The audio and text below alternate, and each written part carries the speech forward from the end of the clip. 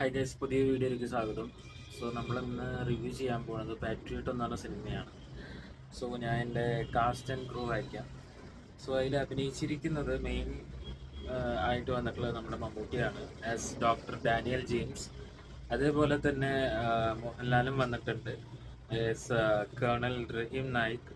പിന്നെ കുഞ്ചാക്കോ ബോബൻ, അത് പുള്ളിയുടെ ക്യാരക്ടറിന്റെ പേര് മൈക്കിൾ ദേവസി എന്നാണ്. അതുപോലെ ഫഹദ് ഫാസിൽ, നയൻതാര, രേവതി, ദർശന രാജേന്ദ്രൻ, ഇങ്ങനെ കുറച്ച് ആൾക്കാർ അഭിനയിച്ചിട്ടുണ്ട്. സോ എനിക്ക് പേഴ്സണലി ഈ സിനിമ അങ്ങോട്ട് വലിയ രീതിയിൽ കണക്റ്റ് ആയിട്ടില്ല. ബിക്കോസ്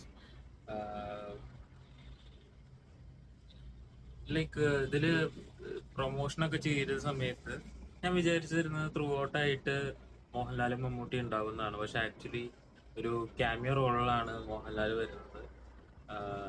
സോ എല്ലാവരും ഇതിപ്പോൾ Z5 റിലീസായിട്ടു. സോ എല്ലാവരും കാണാനായിട്ട് ശ്രമിക്കുക. സോ ഒരു വൺ ടൈം വാച്ചബിൾ ആയിട്ടുള്ളൊരു മൂവിയാണ്. അത്യാവശ്യം ലെങ്തി ആയിട്ടുള്ള പോലെ ഫീൽ ചെയ്തു. പിന്നെ കഥ കുറേ ഇങ്ങനെ വലിച്ചു നീട്ടി, ഇങ്ങനെ സ്ട്രെച്ച് ചെയ്ത് വലിച്ചു നീക്കിയ പോലെയുള്ളൊരു കഥയായിരുന്നു ഉണ്ടായിരുന്നത്. അതല്ലാണ്ട് വേറെ കുഴപ്പങ്ങളില്ല. ടെക്നിക്കലായിട്ടുള്ള കാര്യങ്ങൾ, അതുപോലെ തന്നെ ആർട്ട് വർക്കൊക്കെ അടിപൊളിയായിരുന്നു. നല്ല രസമുള്ള കാണാനായിട്ട്. അതുപോലെ മേക്കിങ്ങും നൈസായിട്ടുള്ള രീതിയിലുള്ള മേക്കിംഗ് ആണ്. അടിപൊളിയായിട്ട് മേക്ക് ചെയ്തിട്ടുണ്ട്. പക്ഷെ കഥയിലായിരുന്നു ഒരു പോരായ്മ വന്നിട്ടുണ്ടായിരുന്നത്. അതുപോലെ തന്നെ ഈ അധികം സെക്കൻഡ് ഹാഫ് അധികം വലിച്ചു നീട്ടേണ്ട ഒരു ആവശ്യം ഉണ്ടായിരുന്നില്ല. കുറച്ച് ലാഗിങ് ആയിരുന്നു.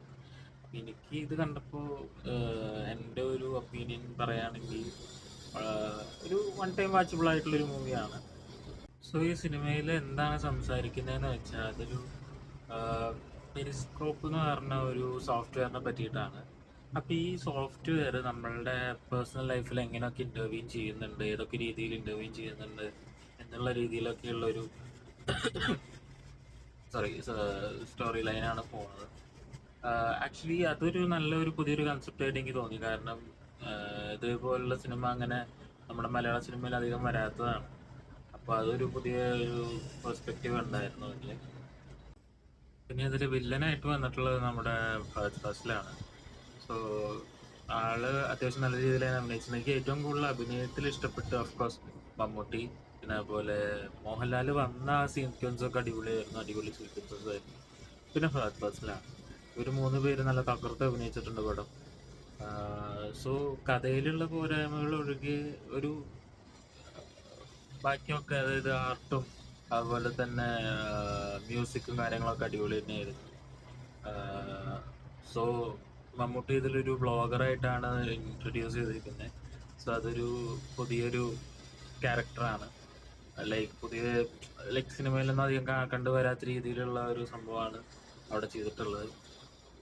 So this is my review about patriot. So എല്ലാവരും Z5 കാണാനായിട്ട് ശ്രമിക്കുക. Thank you for watching video.